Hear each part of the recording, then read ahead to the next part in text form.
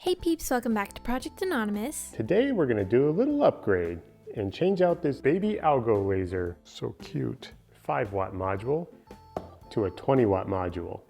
A huge thanks to AlgoLaser for sending us this 20-watt module to upgrade our 5-watt DIY Kit Mini laser. If you want to check out the lasers we use in this video, we'll have the link to them in the description.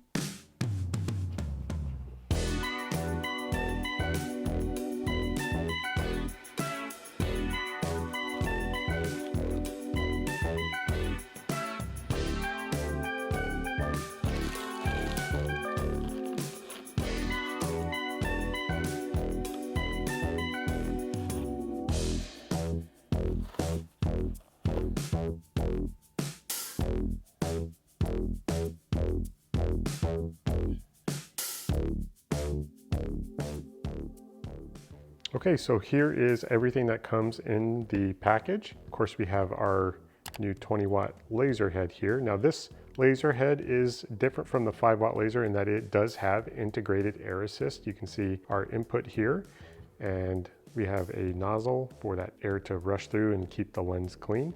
I will note that this does not have a red dot crosshair. We do have a viewing window here, which is, I guess, kind of neat, but it doesn't wrap around like the old module. That's the new laser head. Installation guide, we have a new power brick. So our original brick that came with our DIY Kit Mini is a 24 volt 3 amp power brick, and this one comes with a much heftier 24 volt 4 amp power supply. Obviously we'll be pushing more power with this laser, so we need more power coming in.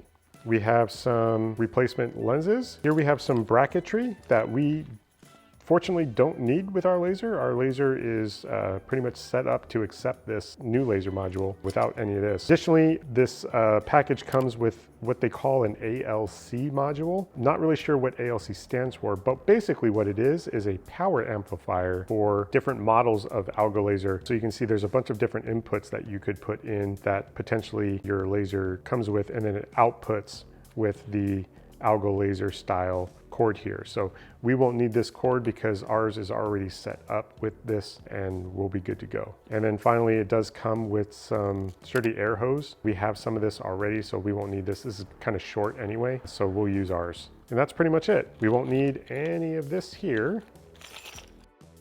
So all we need is this right here. All we need to do is put the new laser module on the existing hinge, plug the laser at the top, at the connector, and then use our new power brick. That's it, and we're ready to go.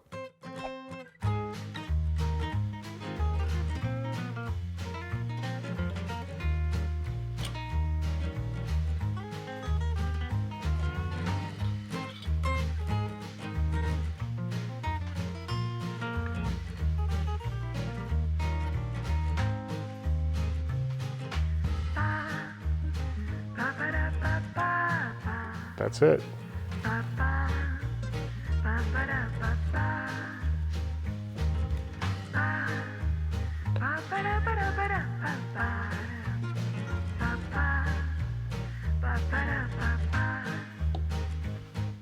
So this kind of hard air hose here just kind of goes right into that fitting and you push it down. So that's it for installation. I mean, you can't get easier than that. We turned our little baby 5-watt DIY Kit Mini into a beast.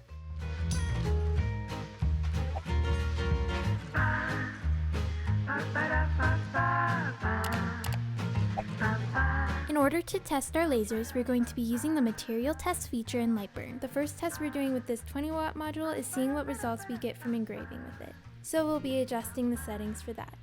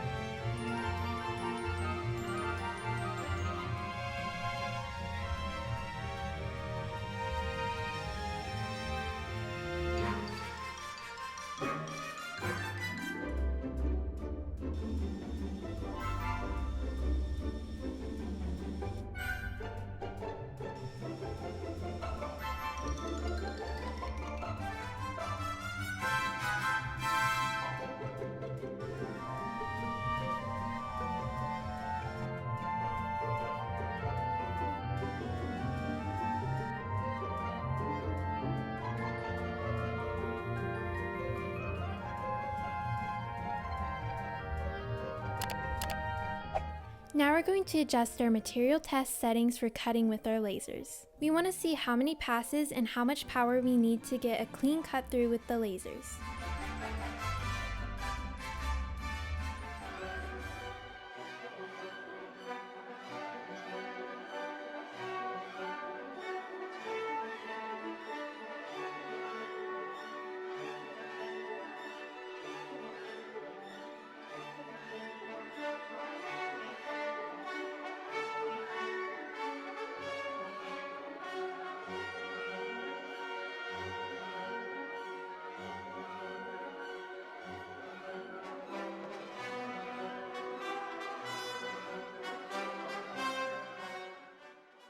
All right, so here's our 20-watt module test. I'm going to do this cut test again because I think I went a little bit too fast. So I think I'm going to cap it out at 3,000 millimeters per minute, and then that will cause this to be able to spread out a little bit so we can get more than just, these two cuts here. But it does cut through at the 400 millimeters per minute mark with one pass.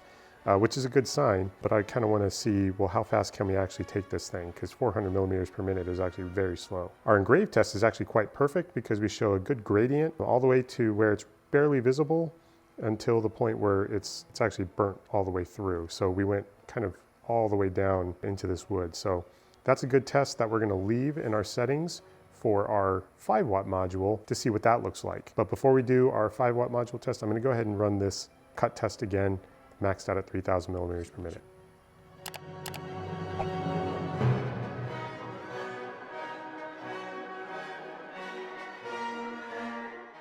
We're also adjusting the text that engraves near the material test to be a fill instead of a line.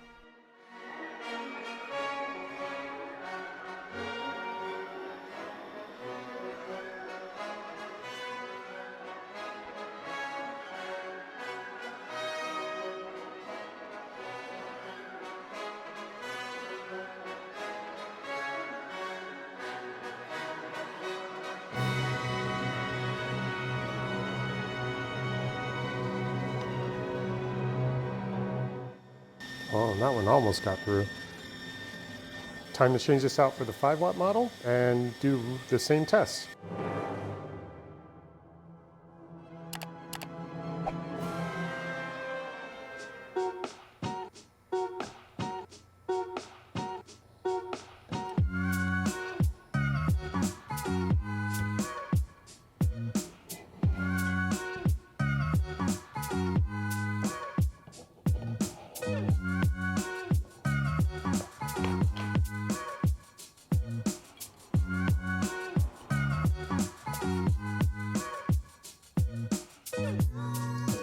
We're using the same engraving settings we used for the 20-watt module. We want to see what results we get from using the same settings on different lasers.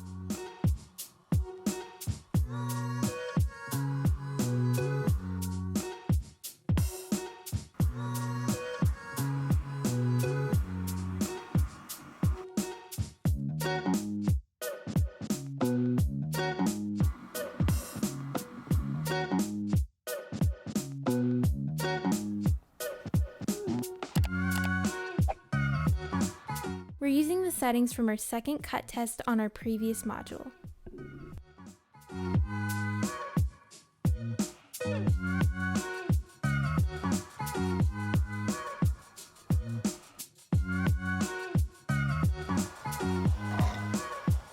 Well, kind of as expected, nothing really went through.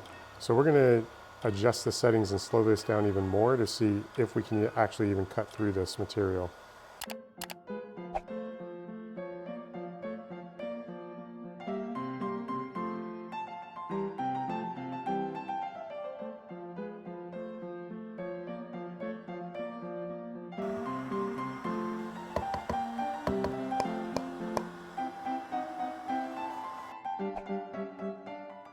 All right, so here's our side-by-side comparison. Now these settings are exactly the same, and you can see that there's quite a bit of differentiation. First thing that I will say is the 20-watt laser module didn't even fire at 10% really until we slowed it down. There's no markings here at all, and when you compare that to the 5-watt laser, you can see that there is light markings here. And that's kind of why we like the 5-watt laser for really refined engraving, such as engraving on canvas and other materials like denim, cotton, etc. Because you can really turn down the power and get those markings on very delicate fabrics without, burning all the way through. Whereas you can see here, as we got more and more power, we went all the way through this material here. There is quite a bit of depth engraving here, like it really dips down quite a bit. This is about halfway through the material here. Obviously very, very powerful here. And we could run another materials test and kind of spread this out so that we get the kind of same graduated look as this one. But again, the whole point of this was doing a side-by-side comparison. So that's the engraving. Now, as far as the cutting, really different results, obviously. So we're talking about much more powerful, 4 times powerful than the 5-watt lasers. We did make some marks here on the other side. Right here you can see on 4 passes at 400, but certainly not enough to go through. So we ended up adjusting that with the 5-watt module. So with this one, we decided to actually slow this down a little bit and limit it to 3000 because we weren't getting obviously any cut through here. We were getting some markings on the back, but certainly not enough to cut through. So we ended up limiting that half as much. So we went to 3000. We probably could have cut this down a little bit more to get some more graduated look at this, but I think we have some really good cut settings here. I think this one is really good here because there's not a lot of charring on the back. So I think when cutting, we will actually use this setting for the 20-watt module. This setting here is the exact same setting as this one. So these are exactly the same settings here. I did forget to put the title AlgoLaser 20-watt module, but it is the 20-watt module. So again, with nothing seen here, we decided to slow it down even more to see if the 5-watt module can cut through this 1/4 inch plywood material. And we absolutely did here by slowing this thing down and then limiting it between 100 and 500 millimeters per minute. With 4 passes, we were able to get through cleanly at 233 millimeters per minute. And you can see on the back side, we probably can pop these out here. This one certainly probably pop out, and this one here, but we kind of wanted to leave that much like we've left this one here. The 5-watt module can cut. It's just going to take a lot longer to do so. And I think that kind of highlights the purposes of these lasers because I believe they do have different purposes. The 20-watt module, I think, is going to be more useful in making quicker cuts, materials, and being a generally good quick engraving laser. Whereas the 5-watt module, I believe, is going to excel at really light engraving and engraving on those delicate materials. So that's our results. Okay, so we're going to do a quick project using our best settings to cut out a little Project Anonymous circle. I kind of want to go a little bit faster. We'll go with that one right there. So 80% power, 10,800 millimeters per minute. And then for cutting, we'll go ahead and use this 233 and 4 passes. Okay, for this one, I think we're actually going to use the same 10,800, but we're going to go much less power. Maybe go 50% power on this 1080. And then for cutting, 2 passes at 689. I might just knock this down to 600 for a nice even number there, but 2 passes at 600 is probably about the quickest we can do.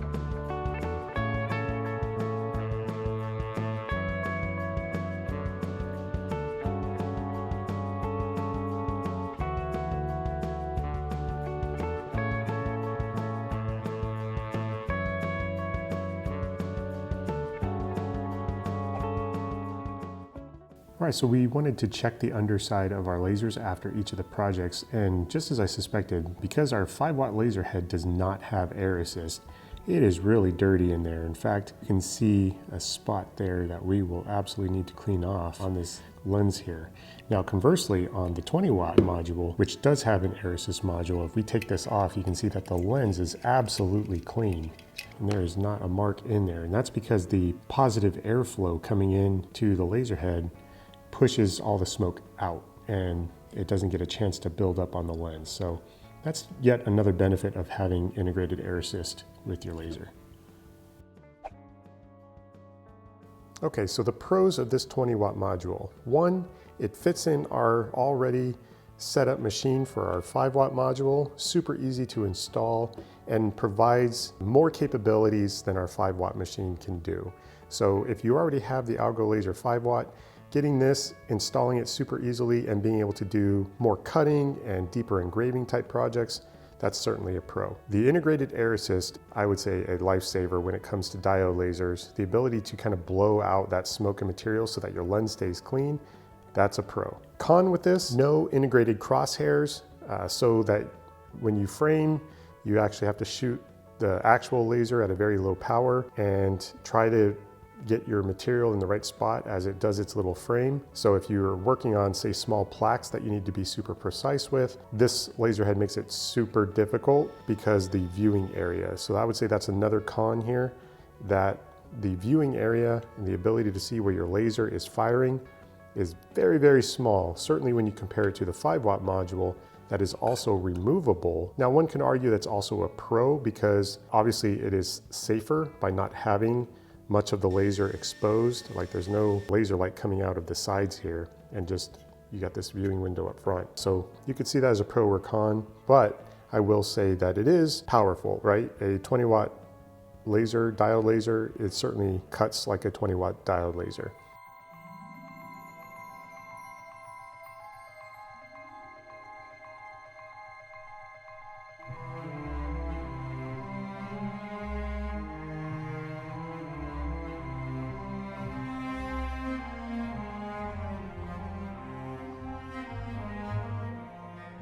Thank you so much for watching this video. I hope you enjoyed it. Once again, the links to these lasers are in the description.